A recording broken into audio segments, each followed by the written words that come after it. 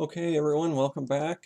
We just did a few videos to show you how to create some blog posts and categorize them in the right area.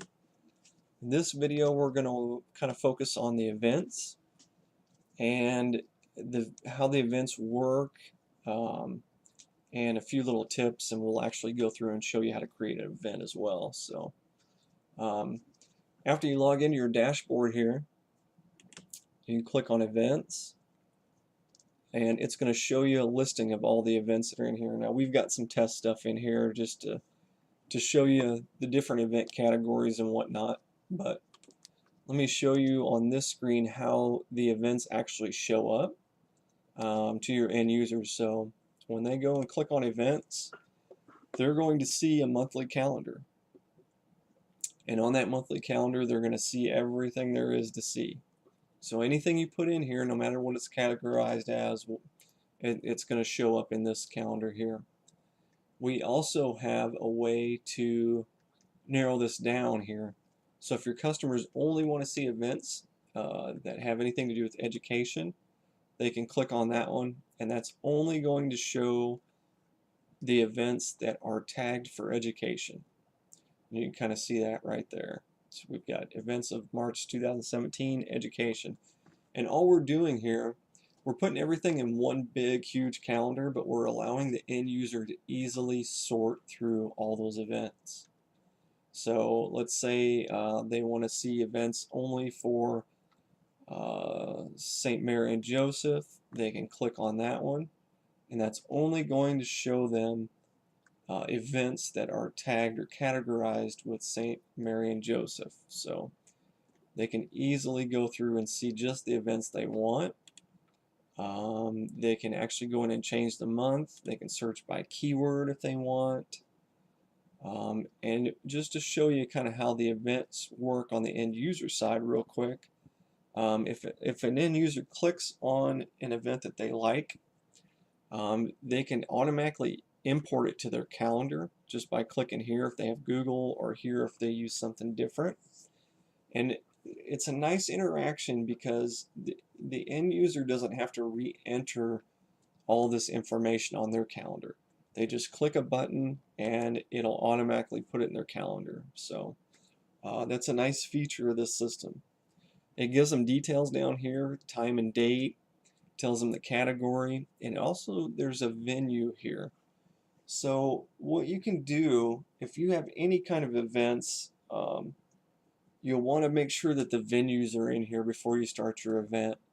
And what that does is it gives the end user an easy way to map where that venue or where that event's taking place. So you can see the venue here. We have the Carlinville St. Mary and Joseph in here, has the address, but they can also click this Google map right here. And what that's going to do, it's going to go straight to that address on Google Maps for them. So now they can easily go up and get driving directions. They can see where the place is. It makes it very easy for that end user to be able to locate your venue, which is important with your events, especially if you're going to do events where you have people registering, um, markets, stuff like that. So a couple of really nice features there, and that's what the end user is going to see. So how do we get all this information in here? That's going to be your job or somebody in your organization's job. So what we're going to do is go back to our WordPress dashboard, and you'll notice here under events you've got add new event, you've got tags, categories, venues, organizers. So the only things you're going to be using are add new event, event categories, venues, and maybe organizers. Organizers would be the people that would organize the events. So you may or may not use this. Venues will be one that you will use, and you can see when I click on venues, it's going to show that we've got the three different organizations in here. Now if you have venues that happen at other places quite often, I would go ahead and add them in here. It's very easy to do. You just hit add new. It's going to ask you what the name of the venue is. You can put a description in or a picture if you want. It's going to ask for address information, and you can put a website, phone number in there as well. And then once you have that information in, you're just going to come over here and click publish. And what that's going to do is add that as another venue. So moving to the next thing here, we've got event categories. This is going to show you all the different categories. Now, you may want to add to this. So if you have a fall festival, you may want to add fall festival. If you have mission trips, you may want to add those in here as a category too.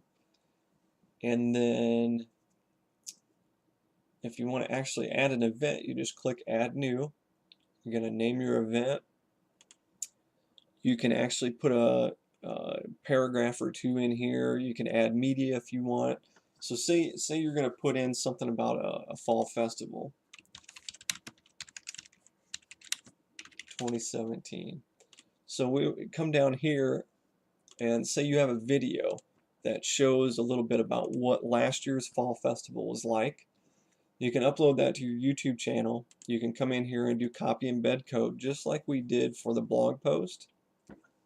And we can do the same thing here. We can just come in and paste that embed code, visualize it,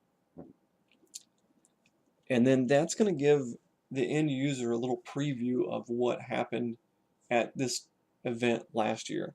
So let's say, well, they go to the website and they see the 2017 Fall Festival for your church. Well, that's a pretty cool idea. I wonder what it's like. Well, you can put a little preview video on here that will show the end user exactly what that fall festival's like. So that's kind of a nice little feature to have there. And then, of course, you're just going to put your date, your start and end time. If it's an all-day event, you can choose all-day event. And what we're going to do is just change this to the 18th, make an all-day event just for visualization. And we're going to just change this to St. Simon and Jude Gillespie. And we want to show the Google Maps. And then if you have an organizer, you can put their information in here. Let's say you have somebody that's in charge of your fall festival. You can go in here and enter their name and information, email address. So if the end user has a question, they can easily contact that person. So if you have let's say you're putting on a concert, and say the band that's going to handle the concert has their own website, you can add that in here, and that'll give the end user just one more piece of information that's going to help determine whether they want to go to that event or not. And that's pretty much it, other than your category up here. So let's see, I think we made this one St. Simon and Jude and Gillespie. So we're going to add St. Simon and Jude as our event category, and then what that's going to do is help the end user sort the events how they want to. So we'll go ahead and publish this, and then I'll show you what this looks like to the end user. So now we're going to come back over here to events, and we're going to see on the 18th now we have that Fall Festival 2017.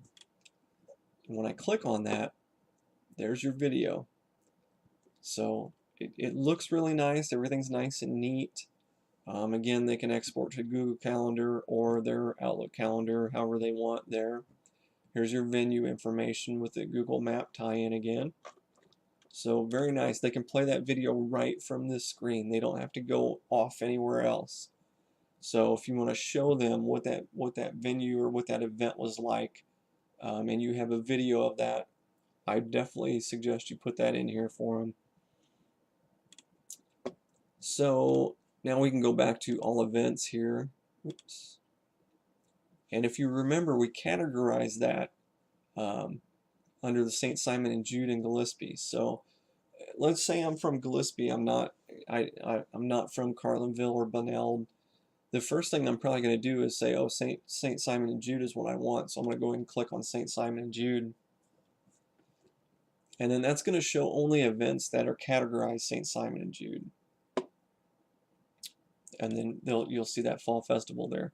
Now, if you want that event to show up on everything, so no matter where they go, let's say they go to events, let's say they go to St. Mary and Joseph. You'll notice that event I just created isn't on here because we didn't categorize it that way. But if it's a fall festival and it's for everyone, you may want to add categories to this event. So, I mean, we can add it to all 3 locations, hit update, and then it doesn't matter if your end user goes to events or if they go to St. Mary and Joseph in Carlinville, it's going to show. If they go to the Gillespie, that event's going to show. If they go to Benilde, that event's going to show. Because that event is tagged for all 3 of those categories for the different locations. So there's a lot of different ways you can use categories. You don't have to use by location if you don't want to, but it is kind of a nice thing for that user to just see events that pertain to that location or that church. So that is how you go in and create an event, and we'll be back with another video here that'll kind of show you a little bit about the media library and how to add things to the media library like your bulletins and whatnot. So thanks for watching.